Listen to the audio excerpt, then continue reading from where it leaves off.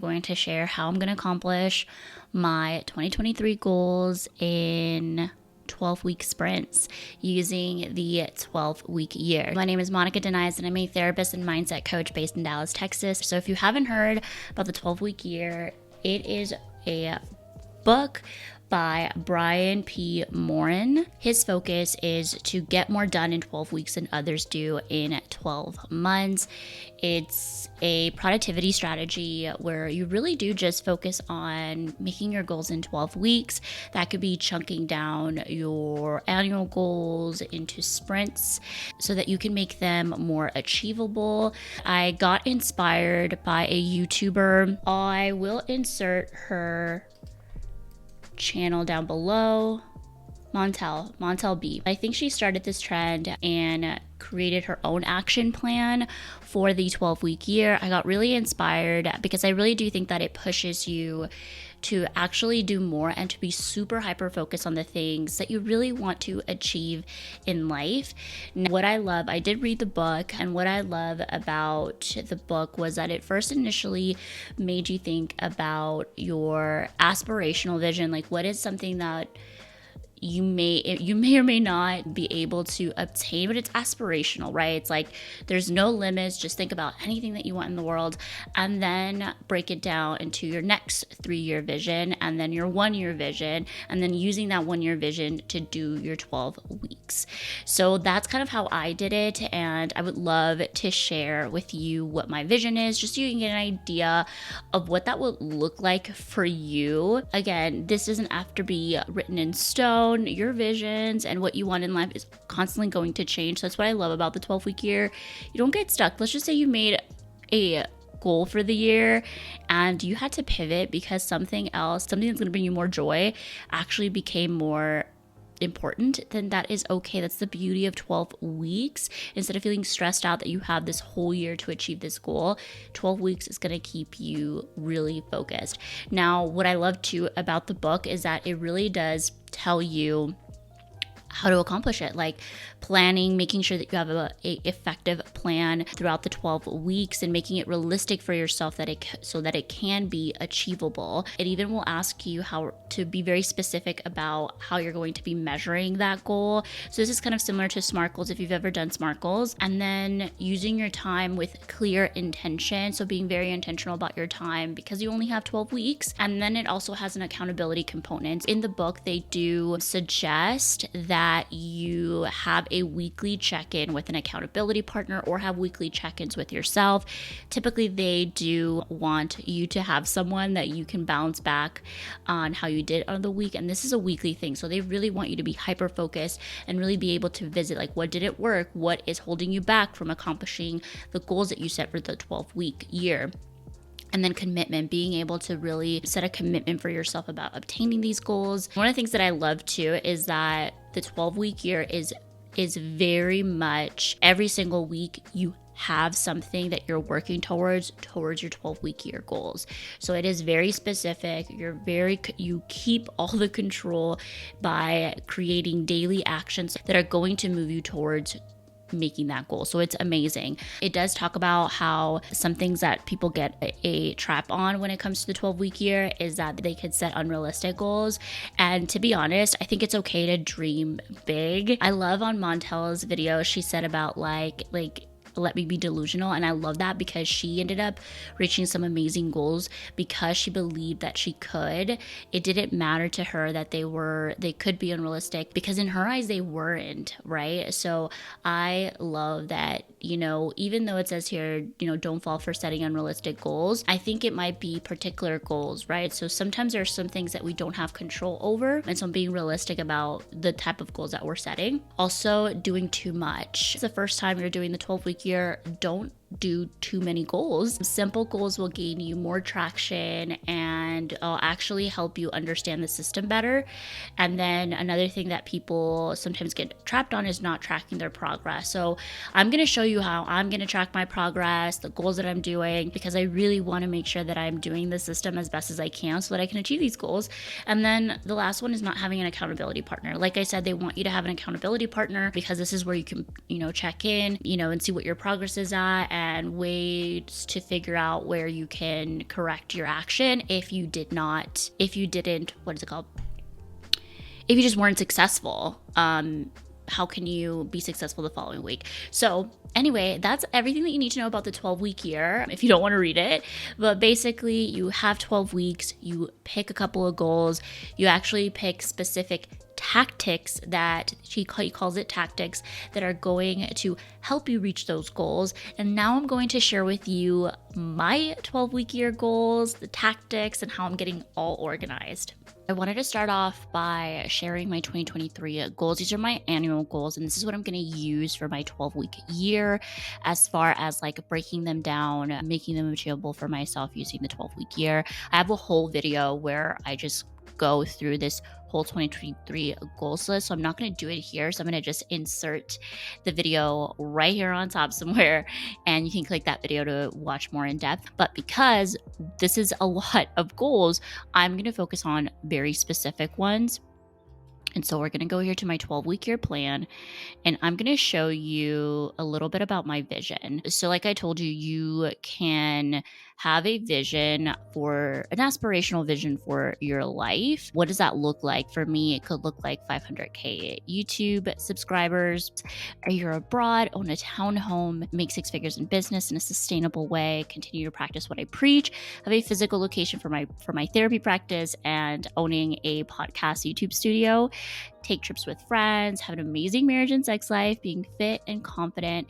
And so again, this is aspirational, and a lot of these things are also obtainable, but it's important that you kind of visualize what those are. And then my 3-year vision is close on a home, be a keynote speaker, grow YouTube channel, and have steady passive income streams. Live a healthy lifestyle where I work out 4 times a week and enjoy it. Feeling calm and confident, having 100K YouTube subscribers. And then my 1-year vision is having 10K YouTube subscribers, traveling to Europe for the first time, and honestly feeling more calm and confident as well. Yeah, let's do that. Let's add that too. So just feeling more confident, calmer, clarity in decisions, and also having amazing sex. The sex life is an important life. So that is something that is important to me. So again, if this is not something important to you, you can always add different things. But for me, it's important that I write down what I really want, like what really is going to motivate me to do all these things, right? And your visions, your vision of how you want to see your life is really important. So I like to do it in bullet points, but you could actually just do it as a statement. Like I envision my life, having a beach home, having coffee in the morning with my Nespresso, whatever. I mean, you can go as in detailed, but for me, I just like doing bullet points because it makes more sense for me. But this is what my vision is. And so using this vision too, it helped me make my 1-year goal, so my 1-year goal would be 10K YouTube subscribers, my goal weight, which is 135, or wherever my body decides to stay. I think that's very important when it comes to making weight loss goals. Having a goal weight of 135 doesn't mean, at 135, I'm going to be so confident and happy. It just means that is a spot that I feel aspirational, that I feel I would like to obtain. But I would be happy if my body stayed in a consistent routine, that I was nourishing my body, and as a result, weight loss is bound to happen. So travel to Italy for my 30th birthday, stress-free, and embody the person that I want to be in my 30s, because I am 29 years old and I'm going to be 30 next year. So I really feel like this year is going to be just all about like starting my 30-year-old era, and that is an amazing era. Sorry, let me get some coffee. But okay, so how am I going to do that? So my goal is to lose 8 pounds sustainably. My current weight is 153. And so again, that 8 pounds, 153 minus 8 pounds doesn't equal 135. That's why it's a 1-year goal, because I'm doing this sustainably. So my current weight 153. I'm going to aim for 1,750 calories most days. I say this too because, eating in a calorie deficit is not for everybody. I really encourage you to talk to a nutritionist, a fitness coach, doctor, to really figure out what would be right for you, what would be healthy for you. And for me, I aim to do this most days. I won't be crazy about it, but I know that it has been helpful with my weight loss journey. And then I want to work out 30 to 45 minutes 4 times a week. I've actually been doing this already, and I just want to keep doing it because I know it's been helpful. And I want to walk daily on weekdays, either outside or using under desk or on my under desk treadmill. Now, all these things that I'm saying are tactics. So these are the ways that I'm going to achieve that goal, right? So these are specific ways, and I'm very specific about what I'm going to be doing, where I'm going to be doing it. And I'm also giving myself flexibility. So that's one of the things that I didn't see in the book, which I would have liked more flexibility in it. So you can incorporate this and make it more flexible. But I also want to take every opportunity for movement after dinner using my under desk treadmill, walking with friends, walks after dinner. So again, just taking every opportunity, being mindful that if I have time to move, girl, be moving. And then meal prep weekly on Sundays is something we already do, but I want to get a little bit better at this, like finding new recipes, finding more recipes that I enjoy. So yeah, I'm just excited about it. And I'm going to go to therapy bi-weekly. So I've already been going to therapy since the beginning of August. And as a therapist, I always recommend to be in therapy. But for me, this was more about my journey, being able to have that accountability about how my mindset is. Am I doing things in a healthy way? And I'm able to explore those with my therapist. So don't always think that it has to be childhood trauma to go to therapy. You can always go with a specific goal in mind. For me, that was to improve my mindset around goals and my mindset around fitness and how I define fitness and exercise for myself. So again, that's how I'm going to achieve that goal of losing 8 pounds sustainably. And I didn't mention this, but I'm using Clickup, which is a project management tool. And similar to Notion, you can do goals like this, make it aesthetically pleasing if you want. But it has a little bit more features, so just FYI. Anyway, my next goal is to focus on growing my YouTube channel to 3K subscribers. So my 1-year goal is to grow my YouTube channel to 10K subscribers. I mean, if I do this in 12 weeks, doing to take 10K subscribers, it'd be amazing. But realistically, knowing that not every video blows up, 3K is sustainable. So I'm going to post twice a week. I'm going to actually do 1 long form video and 1 YouTube short. I'm also going to schedule 2 recording days for longer form and shorter form videos and have editing days as well. And then I'm going to schedule 2 days for scripting. So what works for me is to kind of have a little rough outline of what I'm going to record. So that's been helpful for me. And then I'm going to check analytics weekly, focusing on my CTR, my click rate, and then my average view duration, because I know that is a good indicator of what videos are doing well. So if the videos are not doing so well, then maybe those are things that I have to rethink. So my next goal is to book 3 paid brand deals. So I'm going to pitch 2 brand deals a week and reach out to brands that I've previously worked with. And then my final goal is to recommit to my podcast. So I do have a podcast called Cafe with Monica, and it is for any ambitious woman or woman entrepreneur who wants to make mental health a priority. I have guests and I also do solo episodes. And so I'm going to recommit to it, but I'm going to do it in a much smaller scale, as far as I'm only doing 1 video a month, and I'm actually going to post it here on YouTube as well, just to see how it does.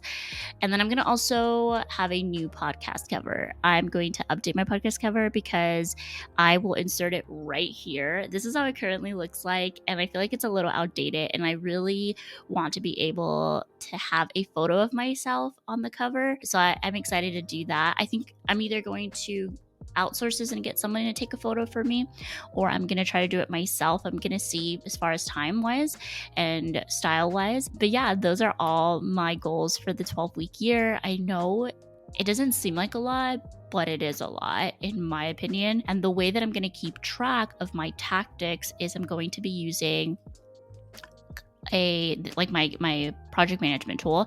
So what I did is I basically did all the 12-week here, and I put the due dates at like the end of the week, so a Sunday. And then here I can score myself based on how many of the tactics that I did that week. So example, if I worked out 3 to 4 times a week, I can click that complete at the end of the week, and then it will give me like a percentage, like, oh, like you're 9% done with all the tasks that you wanted to accomplish that week. This is how I like it. The 12-week year actually recommends that you score yourself every week on your weekly check-in.